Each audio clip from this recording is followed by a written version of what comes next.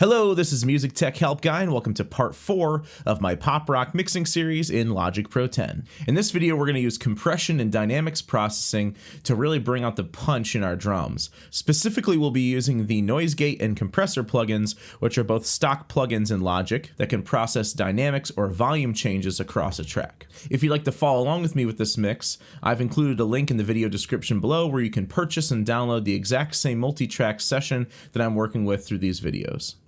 Just a little disclaimer here, I'm actually not going to be doing full tutorials of these two plugins, but I am going to be going over the parameters that are relevant to this mix. If you'd like a full overview of these plugins, you can check out other videos of mine where I cover these. In particular, I have a 1 hour long tutorial video on the Compressor plugin, and I'll include links to these in the video description below. And also, I'm going to split this video into 2 separate parts for ease of recording and editing. So enough talking, let's get into this. Alright, so let's start with the kick-in track. There's 2 big problems with this track dynamically. Let me just play a little bit of it for you.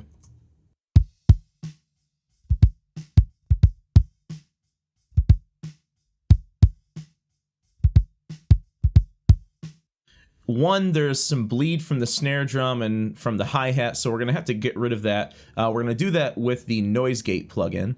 And 2, we want to make the quicker, quieter hits a bit more level with the louder hits. And we're going to do that with the compressor plugin. So let's start by adding the noise gate plugin on the kick-in track. It's under Dynamics, Noise Gate. Let me just make this a little bigger so you can see it better. Now, gating essentially attenuates or cuts all or some of the signal below a certain threshold. So the higher that this threshold is, the less signal is going to be allowed to pass through, and the lower the threshold is, the more signal it's going to pass through. So let me just play around the threshold and you'll see what I mean.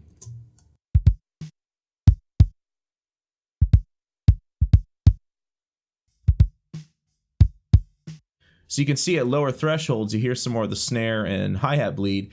At higher thresholds, just the louder notes, just the kick hits are coming through. So I typically just adjust this by ear, so let me just play the track and set the threshold to where I just hear the kick drum with no snare or hi-hat bleed.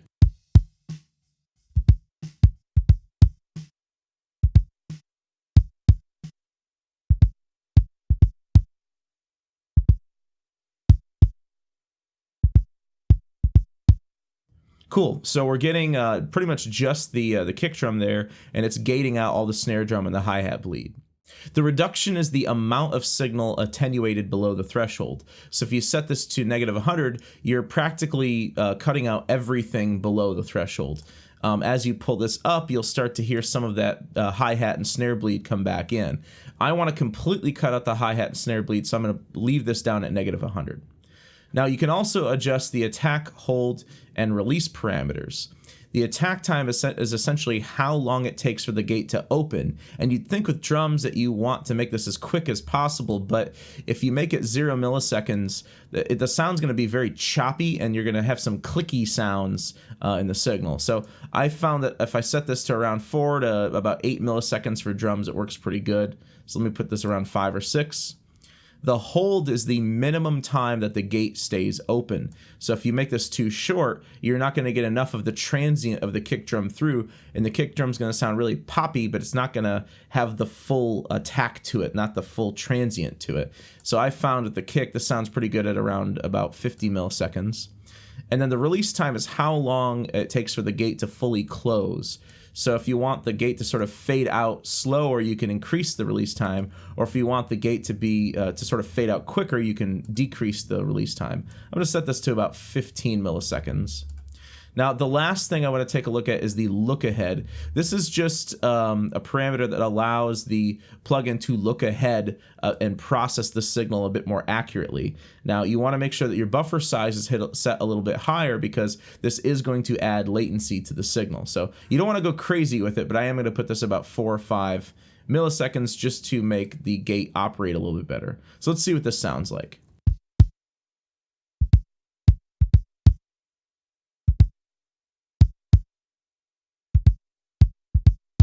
Great, that sounds awesome. Let's move on to the compressor plugin. All right, so let's add the compressor plugin to the kick-in track.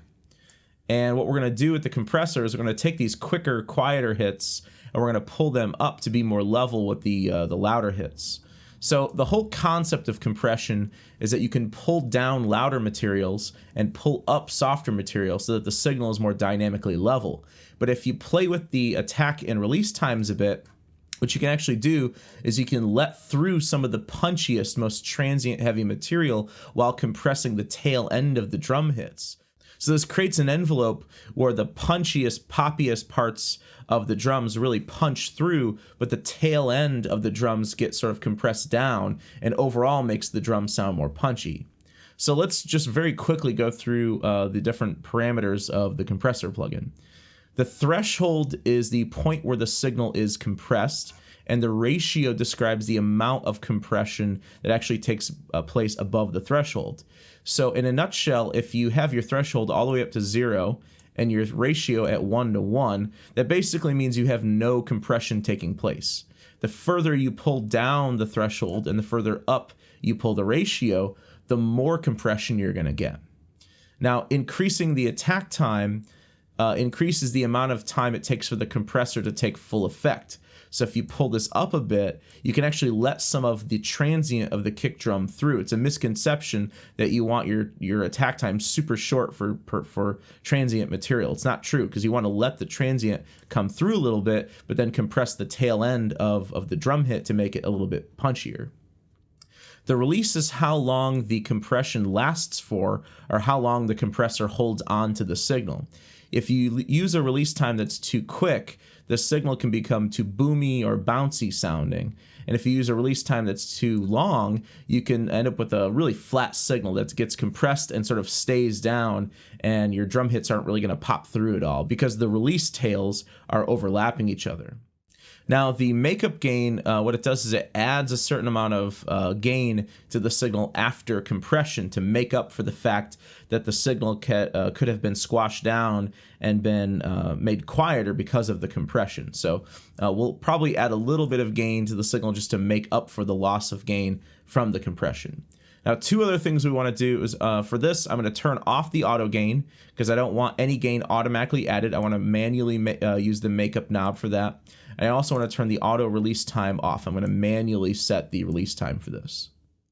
I also tend to use the studio FET circuit for this because the FET circuits tend to be the punchiest circuits. So you can play around with the vintage or studio FET circuits for drums and transient materials. I find that the VCA circuits are kind of slower.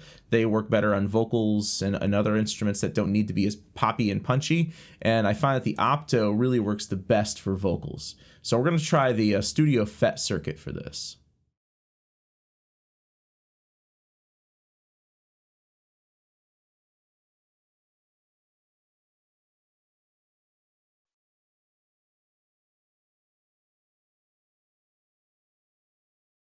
Now, there's really no one setting that's going to work for all kick tracks. You really just have to sort of dial it by ear and by taste. So what I'm going to do is I'm going to set the attack time to about 50, the release to about 50, the makeup, I'm going to hit Option to set it to 0, and then I'm going to set the ratio down to 1, the threshold down to 0, and I'm going to sort of slowly dial down the threshold and pull up the ratio until I find a setting that I like.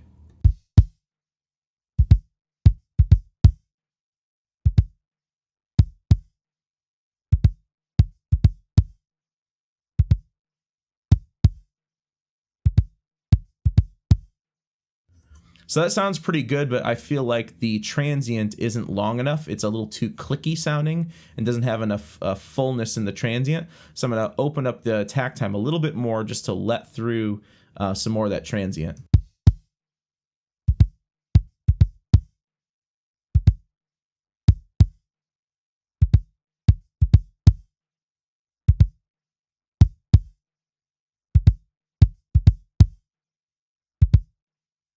And there we go. I also pulled up the makeup gain just a touch, just to let the output be a little bit louder and make up for some of the gain that was lost because of the compression.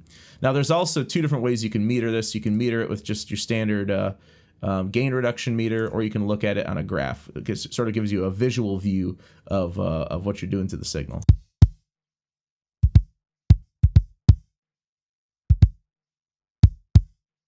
And another thing you can do, the mix option down here allows you to blend the input signal and the output signal. So the input signal is the pre-compressed signal. The output signal is the fully compressed signal. So you can sort of blend the two together, and a lot of times you end up with a better result if you blend the uncompressed signal with the compressed signal. So let's play around this a bit.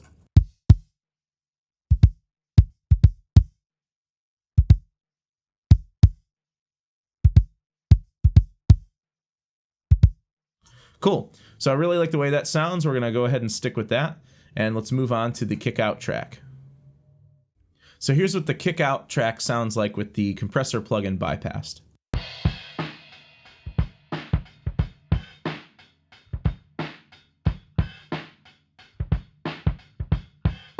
All right, so what I'm going to do with this, I'm going to pull the threshold down quite a bit. I'm going to hit this a little bit harder, pull the ratio up quite a bit further. The attack time I'm going to make a little bit more open. The release time about the same as before. I'm going to go ahead and go back to the studio FET for this again. Turn off the auto gain, turn off the auto release, and the makeup, I'll just do like a touch. We'll see if we aren't getting enough gain on the output, I may pull it up a little bit more.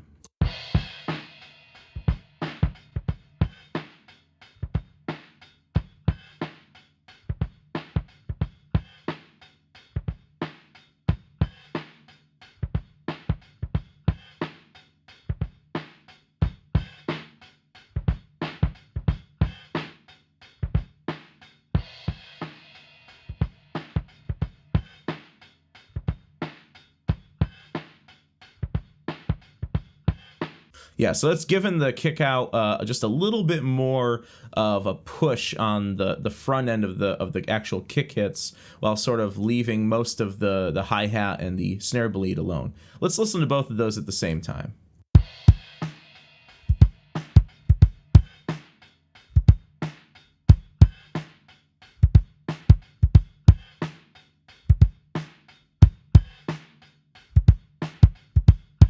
All right, so our kick out is actually clipping. So I'm gonna go ahead and turn the limiter on here. There's a limiter built right into it. And I'm gonna pull the makeup gain down, and we'll see what that does.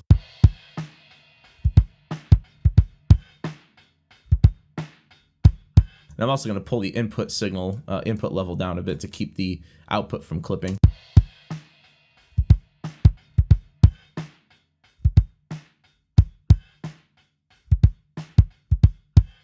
All right, much better. So now let's move on to the snare top track. All right, so let's do the snare top track. Once again, I'm gonna use the studio FET circuit, and I'm just gonna hit play with it soloed and sort of dial it to taste.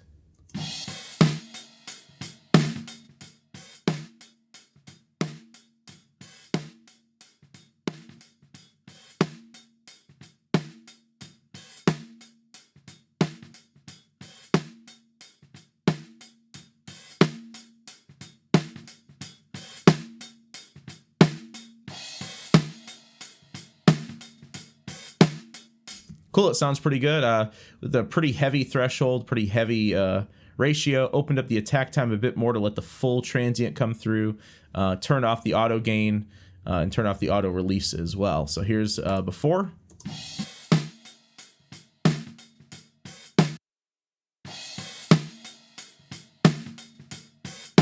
So it's got quite a bit more focus to it. And I also turned the limiter on as well. All right, now there's one other thing I want to do with the snare. I want to use this side chain option over here. What this is it's a side chain filter for the compressor. So it's a little bit weird to understand, but I'll try to explain it as simply as I possibly can. What the side chain filter does is it allows you to compress just frequencies within a certain frequency range.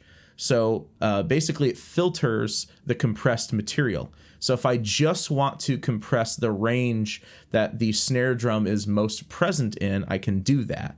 And you can do that by using one of 5 different filters. Now, we're going to use the BP mode, which stands for band pass. In the previous video, we learned about the difference between low pass and high pass filters.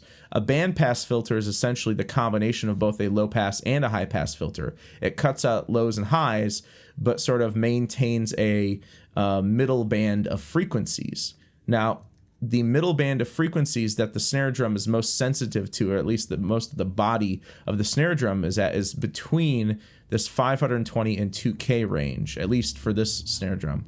Now you can actually listen to that filtered range just by setting the frequency and then changing this to bandpass. Let me just hit play here.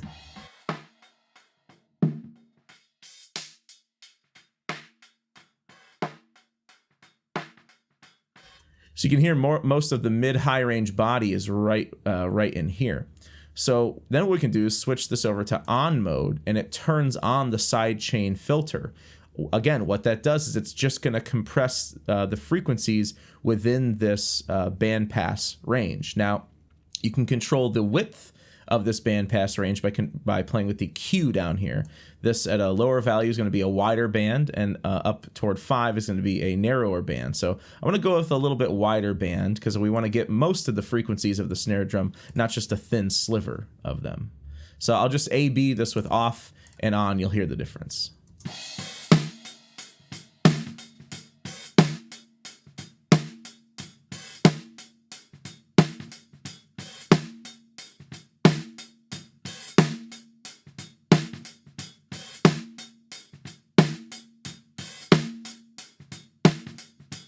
So notice with the sidechain filter off, a lot of the hi-hat is being compressed a little bit too. You're seeing the meter dance quite a bit more. With this on, really just mostly the snare drum is being compressed and everything else is mostly being left alone. So I can afford to hit this with a little bit harder compression to make up for that. So that's just what the sidechain filter does. It's a sidechain filter to compress just frequencies that you want to compress. All right, so the last thing we're going to do in this video is move on to the snare side track, and then we'll save the rest of the drums for the next video. All right, so for the snare side, once again, we're going to go with the studio FET. Let me pull the threshold down, maybe not quite as much as we did the snare top, the ratio up quite a bit. We'll open up the attack a bit, and we'll open up the release a bit, turn off the auto gain like we did before, turn off the auto release like we did before, and let's give this a listen.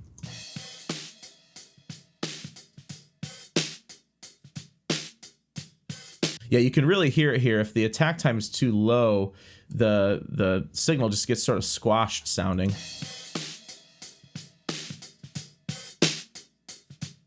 And if I open up the attack, the transient on the snare drum is just quite a bit more focused.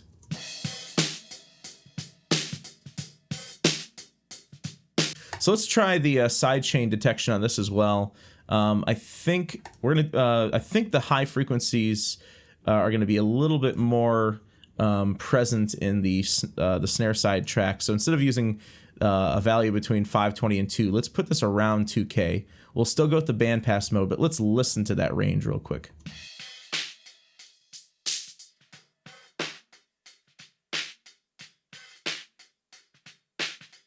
Yeah, it sounds like it's most present in the range just below 2K. Let's go with the on mode and let's see what this sounds like.